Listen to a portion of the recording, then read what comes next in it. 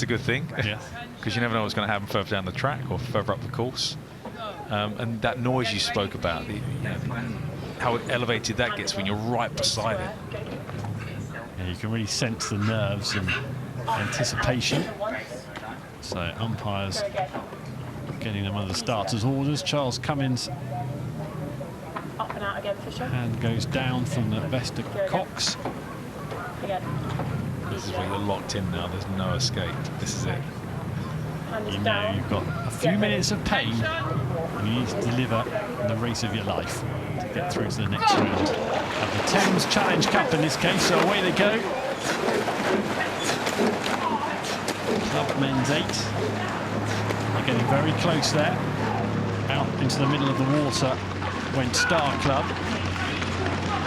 That was an anxious moment, I think, in that boat. Yeah, you just saw that it kind of drifted, but Vesta have definitely taken a better line off that start there. Yeah, they've darted out on a much straighter course as the crow flies with Vesta. 1/4 of a length up as a result of it, and that will just about be entirely down to the better line they've gone rather than anything else. Yeah, and that's why, you know, when the Cox has got their hand up, it's so important they get that right when they take it down, that they don't drift in between them taking it down and the umpire saying go. Another surge from Vesta. This is the Star Club boat you can see here. They came through qualifiers as well, so they raced over the course last week in qualifiers, so Vesta came from that direct passage as they kind of pre-qualified. Vesta showing their class in these early stages, stretching it out to more than the length now. Charles Cummins in the stroke seat there.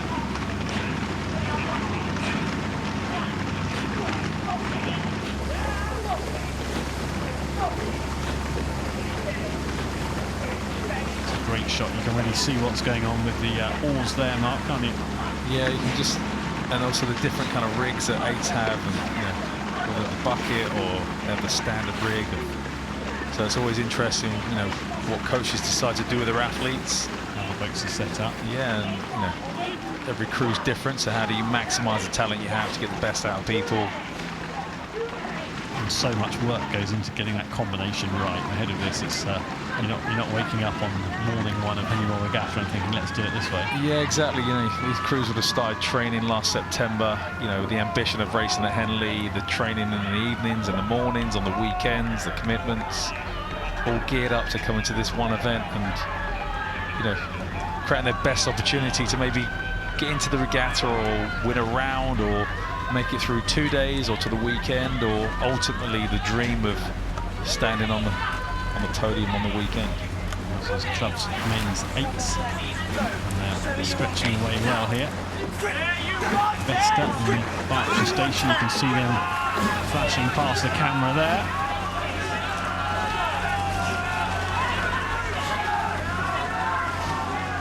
All that water stretching out before them down to Henley Town Centre. You get a close-up here on the Vesta work with the oars.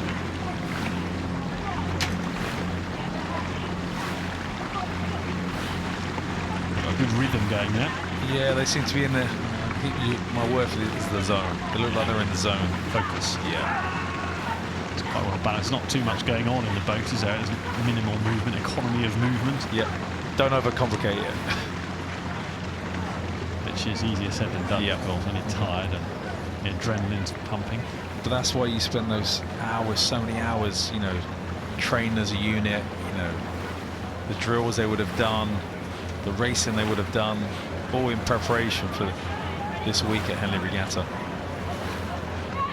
But it's a discipline to then deliver it, isn't it? You know, it's all very well doing it without the pressure of... And that, you know, and you see that in all walks of life, isn't it? You can do the best preparation, but can you deliver when it comes to the moment? There's critical moments when you're under pressure, everything's on fire, you're burning with lactic acid, but can you stay focused on the kind of job in hand and the processes that you put in place? Well, Star Club are a good way back here, aren't they? Probably the best part of 2 lengths back. If they're going to make this a serious contest, they're going to need to make a move now. Probably too late, in truth, but a bit of a race to go. They look like they're grimacing going on there, isn't there, in the stroke seat from Matthew Fox. I don't try and read too much into the body language and the facial expressions, but it hurts. Yeah, especially when you don't know, you're not in contact with the boat you're up against. And that's the last thing he'll want to do is look, and he's going to be relying on his cocks to make sure that relaying the kind of information of kind of where they are. And obviously that motivation part is really important with the language the Cox uses to not sense of panic, but to keep everybody on board and focus on what they're doing.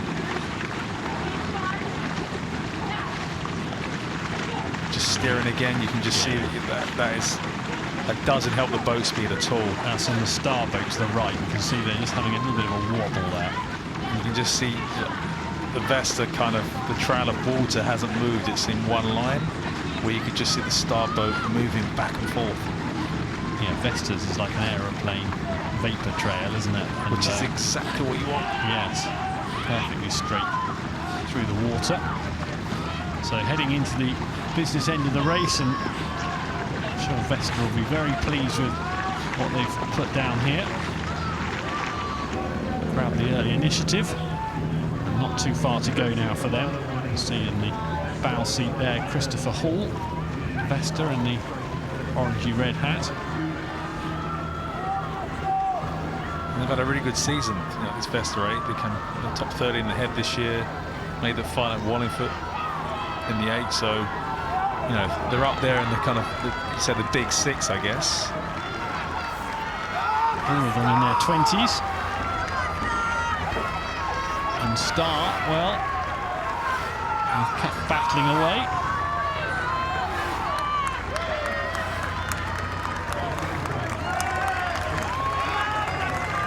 Not far down in front of Stewards. Good work from Vesta. Now head on to later in the week. Here your 16-year-old Cox in the starboard experience.